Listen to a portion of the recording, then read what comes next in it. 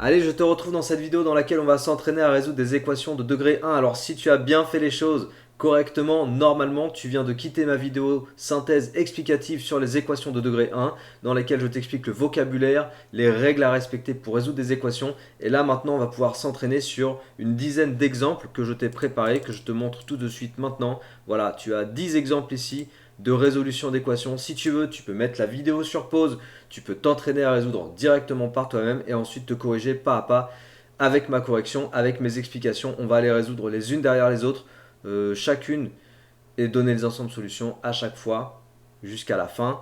Je te dis juste que pour la 1 jusqu'à la 5, on est sur des choses, on va dire, classiques qui ressemblent vraiment à ce que je t'ai proposé dans ma vidéo explicative sur les équations.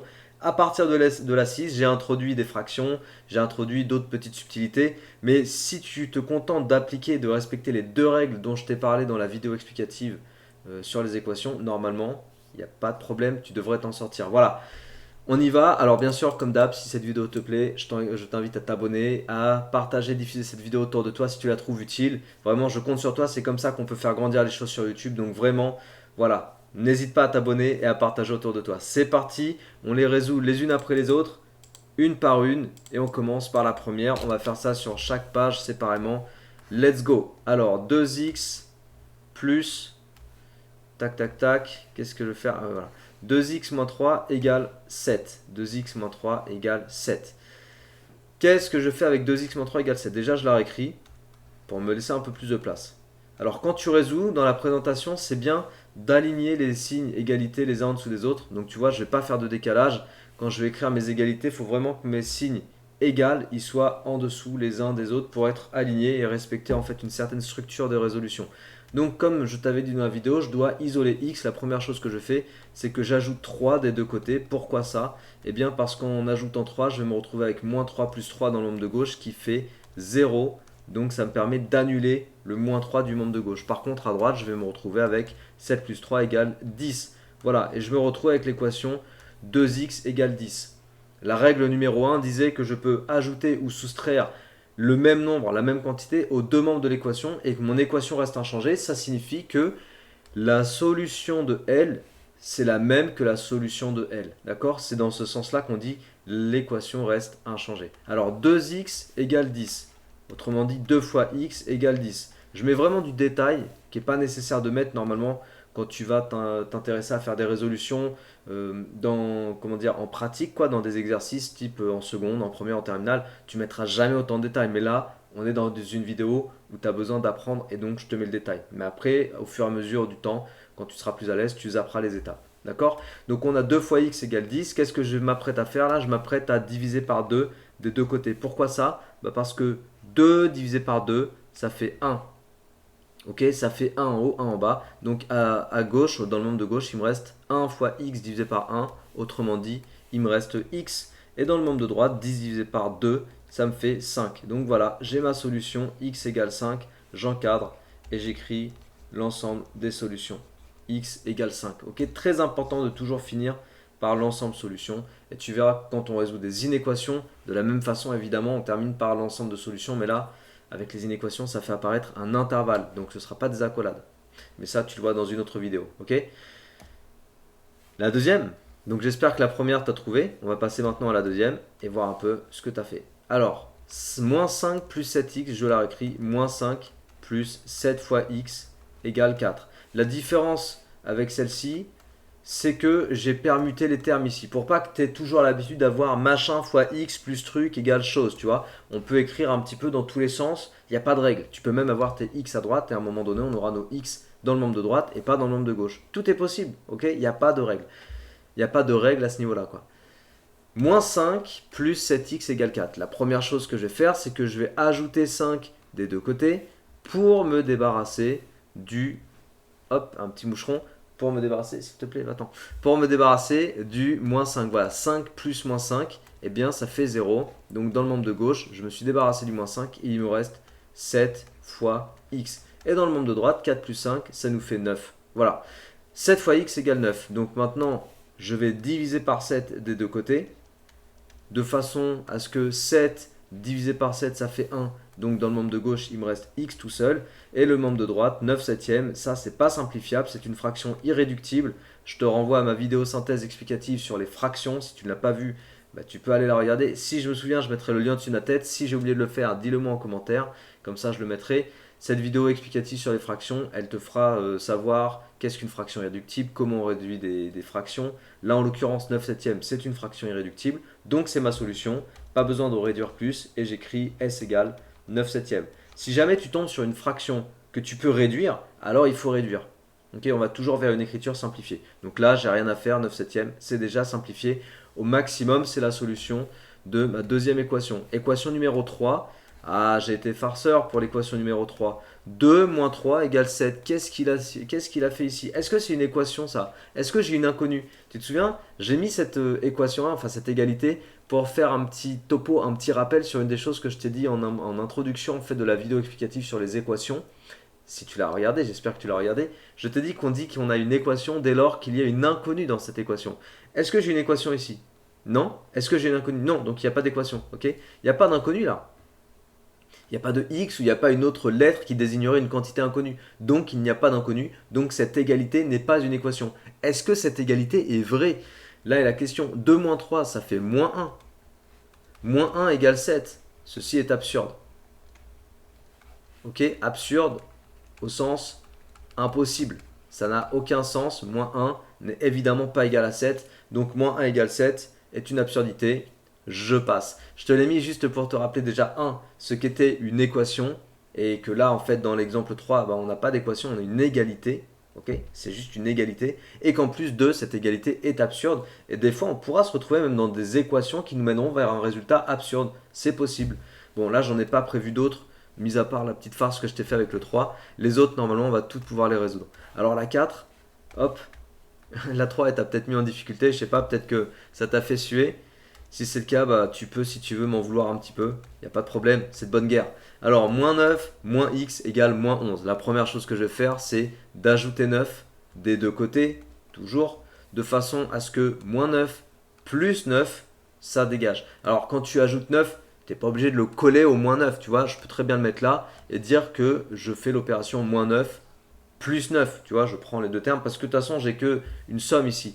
Donc tu dispatches les termes et tu les assembles ensemble absolument comme tu veux. C'est le principe de l'addition. Donc moins 9 plus 9, ça fait 0. Ces termes-là, ils dégagent. Il me reste moins x. Moins x égale moins 11 plus 9, ça nous fait moins 2. Ok. Qu'est-ce que je fais ici? Donc là, je vais faire quelque chose que je n'ai pas encore rencontré. Moins x, c'est moins 1 fois x. Moins 1 fois x égale moins 2. Comment je me débarrasse du moins 1, du facteur moins 1? Normalement, tu n'as pas besoin d'écrire cette étape. Tu pourrais directement travailler avec cette étape et passer à l'égalité de conclusion pour isoler x.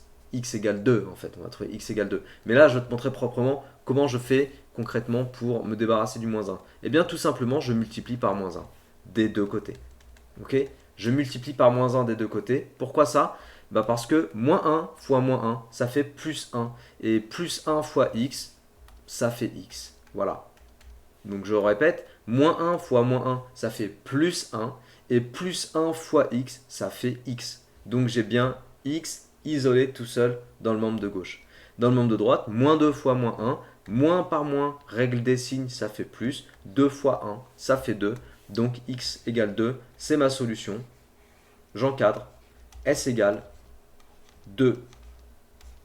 Voilà. Ok? S égale 2. La cinquième. Alors j'espère que jusqu'ici, tu as réussi et que tu obtiens des bons résultats. Si c'est pas le cas, de toute façon, tu peux refaire. Alors la cinquième, justement, tu as vu les x, je les ai mis dans le membre de droite. Je n'ai pas présenté une équation avec les x d'entrée de jeu ou d'emblée dans le membre de gauche. Mais c'est pas grave, on peut très bien isoler x dans le membre de droite. Tu n'es pas obligé de l'isoler absolument dans le membre de gauche. Tu vois, il y a des élèves, je les vois en première ou en terminale, surtout en physique-chimie, ils veulent toujours mettre l'inconnu dans le membre de gauche. Mais non, des fois, du coup, ils en arrivent à faire des erreurs de signes, des machins incroyables, juste parce qu'il y a cette espèce de toc, je pense que c'est ça, où les élèves veulent toujours avoir l'inconnu à gauche. Tu peux très bien avoir l'inconnu à droite. Il n'y a rien qui t'empêche de l'avoir. Donc moi, je vais laisser l'inconnu à droite. Voilà, je vais l'isoler à droite, l'inconnu. Donc, 3 plus 5x, là je travaille à droite. Je veux d'abord me débarrasser du plus 3, je vais donc soustraire 3. Et je soustrais des deux côtés, toujours avec mon petit code couleur pour t'indiquer que je fais bien la même opération des deux côtés. Là, ici, en blanc. Donc moins 3 des deux côtés, ok? Qu'est-ce que je fais là? J'ai craqué. Donc 3 moins 3, ça fait 0. Il me reste dans le membre de droite 5x. On est d'accord? 5x, je l'écris. Membre de gauche, 7 moins 3, ça c'est égal à 4. Donc j'écris 4. Donc j'ai quoi? J'ai 4 égale 5x ou 5x égale 4 parce que tu peux lire dans les deux sens. C'est le principe d'une égalité. 5 fois x égale 4. Qu'est-ce que je fais maintenant? Eh bien, j'ai 5 fois x, je vais donc diviser par 5. Comme ça, j'isole mon x et je me retrouverai avec x tout seul. Si je divise par 5 à droite, je divise par 5 à gauche. Et j'obtiens quoi? 5 sur 5 dans le membre de droite, ça fait 1. Donc dans le membre de droite, il me reste x tout seul. Et dans le membre de gauche, 4 cinquièmes. Voilà, c'est fait. J'ai trouvé ma solution. J'écris s égale 4 cinquièmes. Et on passe à la 6. Alors la 6, on a des fractions maintenant. Let's go. Hop, voilà. Ah, l'inconnu est revenu à gauche. Alors, 1 tiers de x plus 8 égale moins 9. Donc, première chose à faire, c'est d'aller soustraire 8 des deux côtés. De façon à dégager les 8 dans le membre de gauche. 8 moins 8, 0. Il me reste 1 tiers de x égale moins 9 moins 8, ça nous fait moins 17. Ok? Alors j'ai 1 tiers égale moins 1 tiers de x égale moins 17. Donc on n'avait pas encore rencontré l'histoire des fractions. En fait, 1 tiers de x, ça veut dire la même chose que 1 fois x divisé par 3. Ok, c'est ça 1 tiers. Je peux le réécrire différemment. 1 tiers de x, c'est la même chose que 1 tiers fois x. Et 1 tiers fois x, c'est la même chose que 1 fois x divisé par 3. Et 1 fois x, ça fait 1. Donc ça, c'est la même chose que x sur 3. Je te donne ce détail parce que je sais que ce qui bloque des fois les élèves, par expérience, du fait d'accompagner beaucoup d'élèves et de voir beaucoup de difficultés en première et en terminale chez les élèves, qu'on parle de maths ou de physique-chimie, ça m'a appris justement à détecter quels sont les points de blocage chez les élèves. C'est pour ça que j'insiste là-dessus. C'est vraiment par expérience.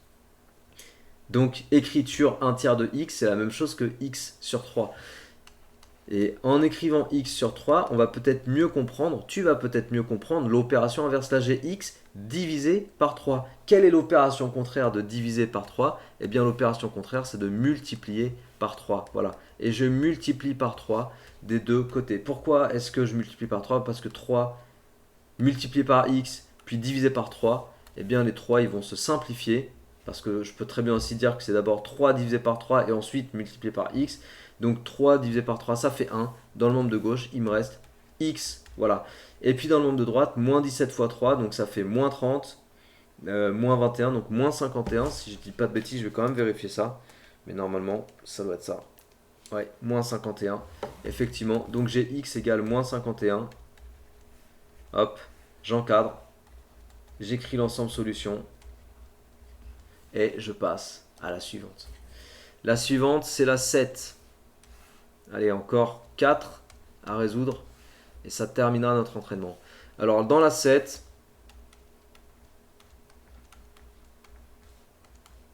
j'ai plusieurs fractions. La première chose que je fais, c'est que je vais ajouter 11 des deux côtés. Donc, je fais plus 11 à gauche, plus 11 à droite. Parce que moins 11 plus 11, je pense que là, tu commences à comprendre vraiment, c'est très répétitif, mais le but est là. Le but, c'est de rendre les choses tellement répétitives qu'à un moment donné, tu vas dire « Ok, c'est bon, j'ai compris, c'est saoulant. » Et à ce moment-là, tu sauras faire. Alors, le membre de droite, je vais prendre directement la calculatrice, quoique 11, c'est 33 tiers, et 33 plus 5, ça fait 38. Donc, remarque, on peut directement écrire 38 tiers, mais je le vérifie quand même au cas où, même si je pense qu'il n'y a pas vraiment besoin. Hop, hop. 38 tiers. Ouais. Donc ici, qu'est-ce qu'on fait? Déjà, on a un moins. On a un coefficient moins 3 quarts devant x. Donc ça, ce moins 3 quarts, il va falloir venir le compenser. Et bien tout simplement, je vais venir multiplier mon moins 3 quarts par moins 4 tiers. C'est pas un hasard si tu retrouves les mêmes nombres mais à l'envers. Parce que déjà, moins par moins, ça fait plus. C'est pour ça que j'ai multiplié par moins quelque chose. C'est pour me débarrasser de ce moins. Ça, c'est la première chose. Deuxième chose, la raison pour laquelle j'ai multiplié par 4 tiers, sachant qu'ici j'ai 3 quarts, C'est parce que 4 en haut, 4 en bas, ça va simplifier, ça va me faire 1. Et 3 en haut, 3 en bas, ça va simplifier, ça va me faire 1. Au final, tout s'est simplifié. Et dans le membre de gauche, il me reste x. Et je répète encore une fois que moins 1, enfin, fois moins 1 parce qu'il reste que des 1.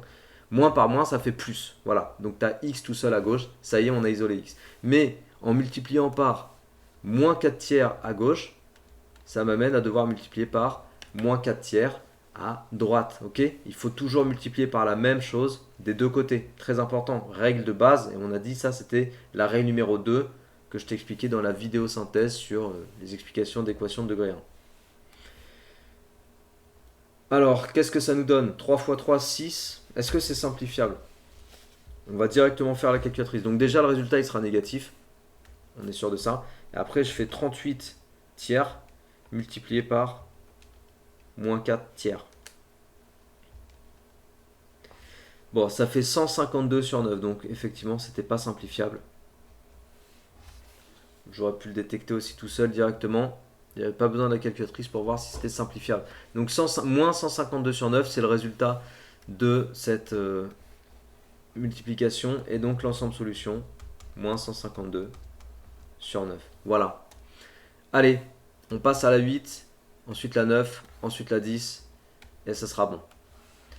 Il n'y a pas de fraction ici. Par contre, il y a des x des deux côtés. T'as vu? Donc maintenant, on se retrouve dans la situation où il faut d'abord regrouper tes x. Quand je dis d'abord, en fait, on peut tout faire dans le même temps, mais tu peux aussi faire les choses par étapes. Donc, je vais décider de mettre mes x, donc toutes mes inconnues, regroupées dans le membre de gauche. Je peux aussi les regrouper dans le membre de droite. Je t'ai dit tout à l'heure, c'est pareil, ça ne change rien. Pour ça, le moins x qui est à droite, je veux m'en débarrasser. Comment je me débarrasse du moins x qui est à droite? Eh bien, tout simplement en ajoutant x. Souviens-toi que x désigne une quantité, donc pour annuler moins x, je vais faire plus x. Moins x plus x, ça fait 0. Parce que x, c'est la même quantité. Moins x plus x, ça fait 0.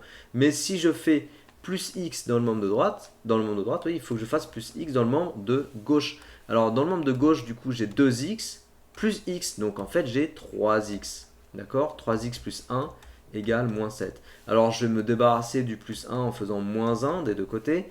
Plus 1, moins 1, ça dégage. Donc, il me reste juste 3x dans le membre de gauche. Moins 1, moins 7, moins 1, ça fait moins 8. Et maintenant, je vais diviser par 3 des deux côtés, de façon à me débarrasser de mon facteur 3. Voilà, pour utiliser le bon vocabulaire, 3 est un facteur. Je me retrouve avec x tout seul dans le membre de gauche. Et dans le membre de droite, j'ai moins 8 tiers, qui est une fraction irréductible. T'as vu? Tout le vocabulaire aussi qu'on emploie et que j'utilise pour verbaliser ce que je fais, ça aussi c'est très important en maths. On doit verbaliser ce qu'on fait avec du vocabulaire précis, du vocabulaire adéquat. Je te parle de facteurs, je te parle de fractions irréductibles, je te parle d'équations, je te parle d'isolé. Tu vois, tout ça c'est des mots de vocabulaire technique qui permettent de désigner ce qu'on fait. Et plus tu sais expliquer ce que tu fais, mieux ton cerveau comprend et conçoit ce que tu fais et meilleure sera ta compréhension in fine de ce que tu es en train de faire. Voilà, donc c'est très important de verbaliser avec le bon vocabulaire, les bons termes. C'est pour ça que dans mes vidéos explicatives, tu retrouveras toujours du vocabulaire. C'est la base pour moi. C'est pour ça que ma chaîne s'appelle Maths de base. Et si tu n'es toujours pas abonné à cette chaîne, oh là là, comment j'ai basculé là, c'est un truc de dingue.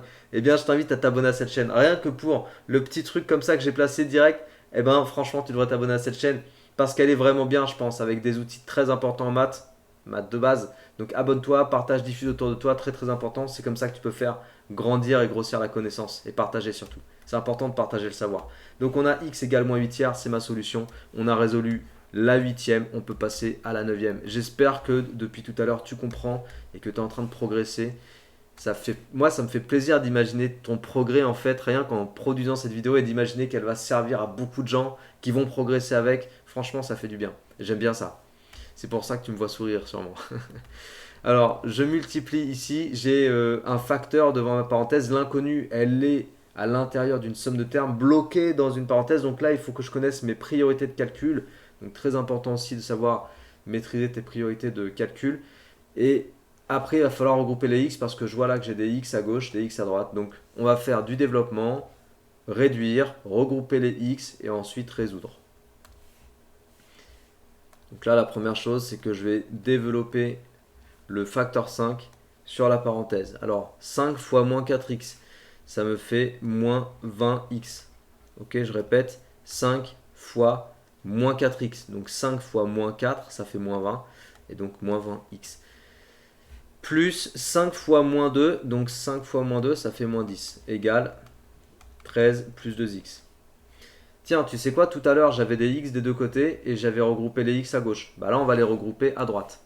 Parce que comme je t'ai dit, il n'y a pas de raison de toujours les mettre à gauche. On peut aussi décider de les mettre à droite. Et c'est ce que je vais faire ici tout de suite maintenant. Donc voilà, hop. J'ajoute 20x des deux côtés. Pourquoi? Bah parce que 20x plus moins 20x, 20x moins 20x, ça fait 0. Donc dans le membre de gauche, il me reste moins 10. Dans le membre de droite, 2x plus 20x, ça fait 22x. Voilà. Maintenant, je vais me débarrasser du 13 qui se balade dans le membre de droite. T'as vu? 13 moins 13, boum. Mais par contre, je ne peux pas sortir un moins 13 de mon chapeau magique. Il faut aussi que je fasse du moins 13 à gauche. Toujours la même chose des deux côtés. Règle numéro 1 dont je t'avais parlé dans l'autre vidéo. Moins 10, moins 13, ça me fait moins 23. Voilà. Et à droite, j'ai 22 fois x. Comment est-ce que je vais me débarrasser du facteur vocabulaire 22? Eh bien, en divisant par 22. Voilà, mais je divise des deux côtés. Et en divisant par 22, 22 sur 22, ça fait 1. Il me reste x. Et à gauche, moins 23 sur 22, qui est irréductible. Mot de vocabulaire. Et oui, j'arrive à placer tous ces petits trucs là. Tellement important. Encore une fois, c'est pour ça que j'ai fait cette chaîne. Parce que ça me tenait à cœur. J'ai une chaîne principale où on parle de maths et de physique-chimie, plutôt niveau première et terminale. Voilà, très axé sur première et terminale générale. Donc c'est deux grosses matières vraiment importantes pour ceux qui veulent poursuivre en études scientifiques après le bac.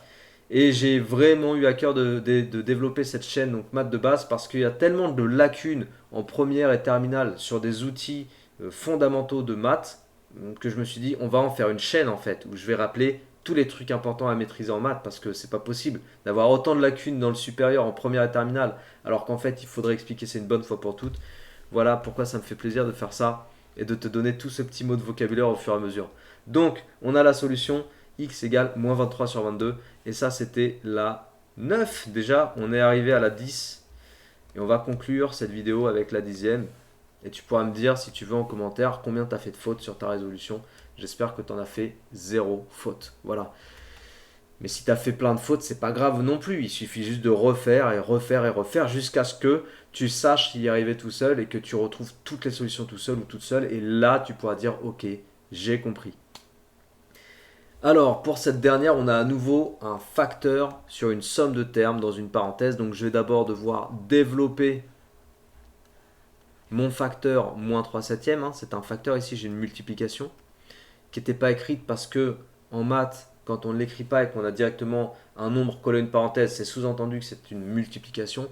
Donc moins 3 septièmes fois tout ça égale 1. Donc je vais d'abord développer. Cette fois-ci, je vais mettre le détail pour le développement, pour te montrer vraiment toutes les étapes du calcul, parce que tout à l'heure c'était assez rapide à faire de tête, mais là c'est vrai qu'on a des fractions, donc on va faire gaffe.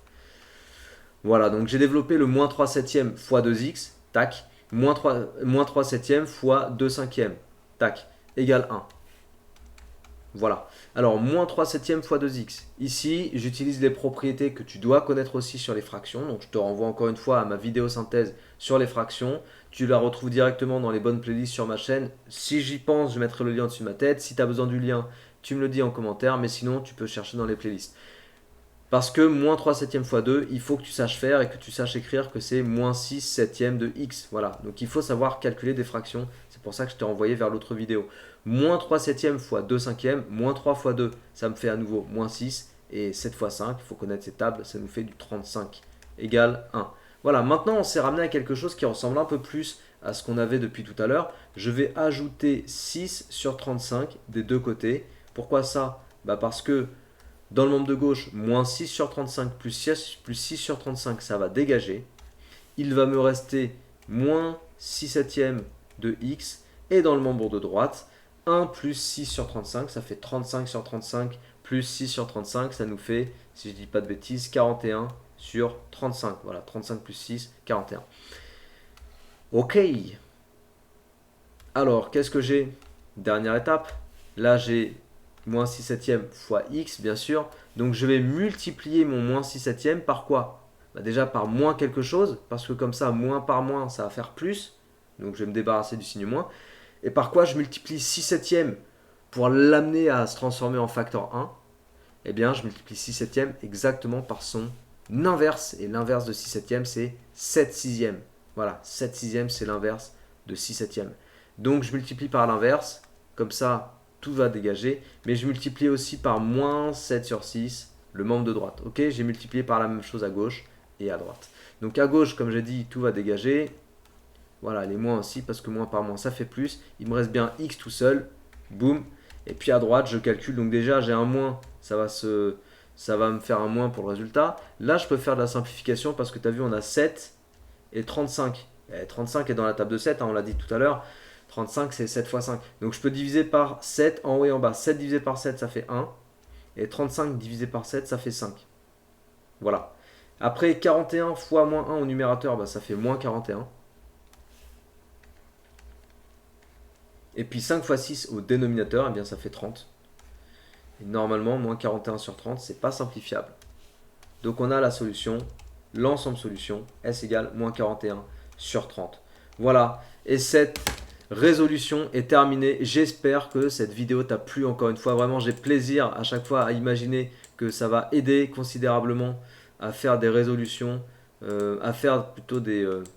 qu'est-ce que ça fout là, ça? Voilà, j'espère que ça va aider considérablement à fluidifier les choses dans ta tête, ta compréhension. Et j'ai plaisir à imaginer ça encore une fois. Donc voilà, si ça t'a plu, partage, diffuse, abonne-toi à cette chaîne. N'hésite pas à me le dire aussi en commentaire, ça fait toujours plaisir de recevoir des commentaires, des bons retours en fait de satisfaction. Et puis je te donne rendez-vous pour d'autres vidéos du même genre, hein, tu connais maintenant. Et voilà, travaille bien, motive-toi bien. À très bientôt. Ciao!